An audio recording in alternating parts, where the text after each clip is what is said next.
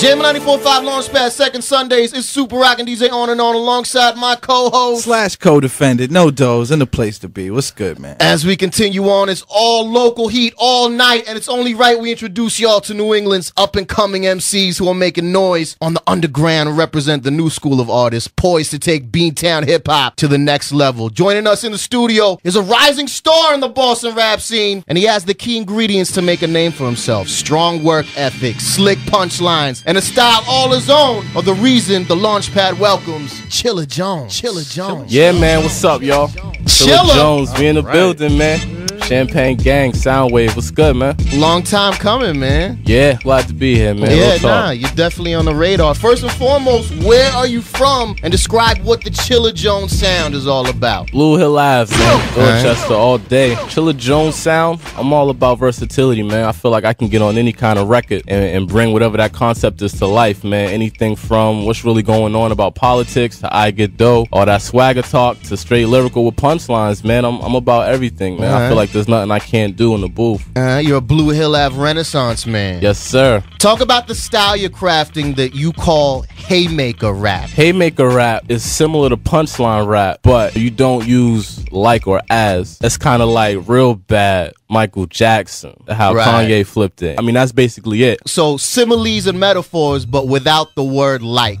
Right, which is why it's called a haymaker, so it's a little more impactful in that way. With that said, there's a fine line that you walk in listening to your music, because it seems that you cater to the streets as well as hip-hop heads that want to hear punchlines and wordplay. Right. How do you talk to those two same audiences? I think I embody both, because I'm from where I can relate to the street music and talk about what I talk about, but at the same time, you know, I grew up listening to Cannabis, to Eminem, to who I feel are the true lyricists and MCs of my generation. So, like, for me, it's not difficult for me to speak to a particular audience. I have that kind of personality to where I feel like I can branch and do both, because I don't want to be categorized. So I don't want to be a backpack rapper. I don't want to be a gangster rapper. I don't want to be a punchline rapper. I don't want to be a battle rapper. I don't want people to be able to categorize me. I want people to have all sorts of different opinions. You can't be a jack of all trades and a master of none. If you were a master of one of those things, what would you say you are the master of? That's a good question. My favorite, of course, is the punchlines. And I love my projects like Freestyle Champ and the Countdown, where I can just kind of put the concepts aside for 60 minutes and get on some industry stuff and just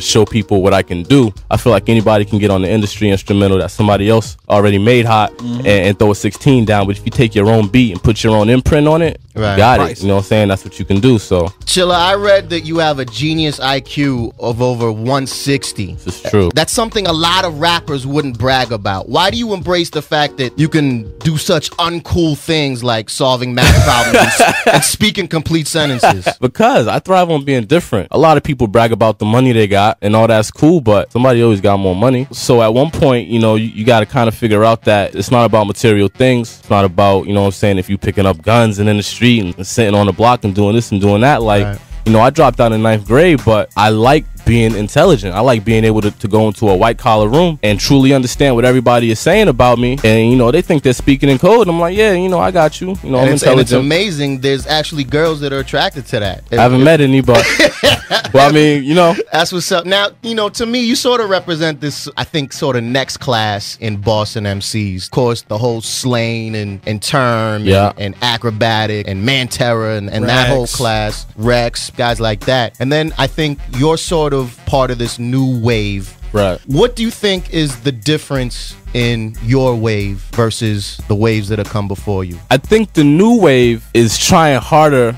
as far as to be mainstream. Not mainstream in the sense of commercial, but more in the sense of trying different things. Like if you listen to the records like from Millie's, you know, some of the newer cats, myself included, and you compare it to the records from a Man Terror, from a Slain, from an Acro, we're all talented. But the majority of the concepts that me and Millie's, etc. use, I think they're a lot more appealing to the younger generations. Right. I also think that your generation is a little bit more business minded. I think you learned a lot from the last couple of generations. Yeah. In that whole state of hate thing really didn't work. Nah. And I see cats like you really branching out and embracing. You've done, how many collaborations have you done? I think in the last 12 months I've worked with probably 30 artists. And is that a political move? It's both. There's a lot of cats out here who I respect, whether or not, you know, I listen to their music on a regular basis. At the same token, it's hard, I think, in Boston to get people to really pay attention to you and listen. We kind of get into this mentality where you're walking downtown and somebody hands you a CD and there's a magic marker on it. Right. Like, yeah, I don't really take this guy seriously. And, you know, you kind of get into this thing where it's like, oh, you know, he's a Boston, okay, he's a Boston artist, or he's a local guy, okay. You know, and kind of my strategy in branching out and collaborating with other artists is to kind of get fan bases together to where we can band behind a movement or band behind one or two artists and really get a true opinion as to who can really bring Boston to that next level. Nah, it's a good point, man. I mean, if you have 5 cats on your remix and all those 5 cats have 20 genuine fans, guess what? You got 100 people listening. But some might argue that a good 3 verses and a good hook from an MC goes further than the idea of being with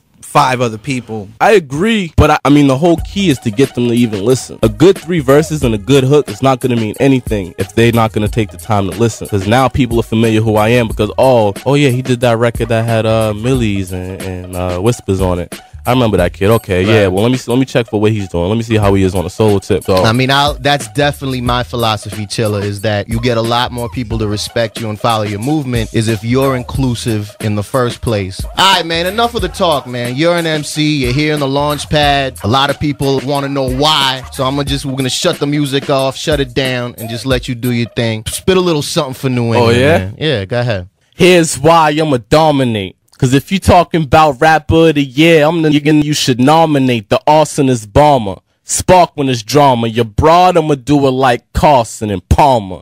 Breeze like Drew. 2 arms on the rifles. My crosshair steady when I target my rivals. I'm often insightful. Boston's disciple. You still getting Vic like Marcus and Michael. I walk with the title belt and the best swag, plus I'm so fly that I wake up with jet lag. It's just a part of the cycle. I work hands-on and transform like Optimus Primal. And ask me, I'm what the bean was missing, cause I'm back like Cook Crack, what the fiends was missing. But I'm not Santana. I mean 16 with enough damn hammers to lean 6 teams. Hey. You see what I'm talking about? Those punchlines, swag. Talk to the, you can't say a word about it. Talks to everybody, man. That's what it is. Chilla Jones is the artist. Your latest mixtape release is Time Bomb. Tell the people about your project and how they can copy it. Time Bomb is a joint concept. Half of it means that I feel like I'm gonna get to that next level, man. I'm gonna blow up. The other half of that is more on the emotional side of things, where it's what I've been through in the last year. A lot of things. Sometimes you feel like you're gonna explode from the pressure and the stress. So, it's a combination of both. The first half is more like a lot of the records you heard on here, the I'm From the Bean, the Here We Go Again, the I Get Dough, the On My G Rhyme, and then the second half of it is the What's Really Going On and the Lonely Days and the records like that, which really have an actual solid concept. So everybody from Rod, Greed, Millies, Whispers, BR, Bayhala, Chic, I got a lot of people on there that came through and really helped me out. So you can get it for free digital download. Too many blogs to name, but the main one, www.dj213.com. I got all my mixtapes up there actually for free download. Everything from Jones to Mixtape, Freestyle Champ to Countdown, and Time Bomb. Alright, man. When you hear that Haymaker rap, you know who it is, man. It's Chilla Jones. Chilla Jones. Chilla Jones. Chilla Jones. Chilla Jones. Chilla Jones. Chilla Jones. Chilla Jones. Chilla Jones. Chilla Jones. Chilla Jones. Chilla Jones. Chilla Jones. Chilla Jones. Chilla Jones. Chilla Jones. Chilla Jones. Chilla Jones.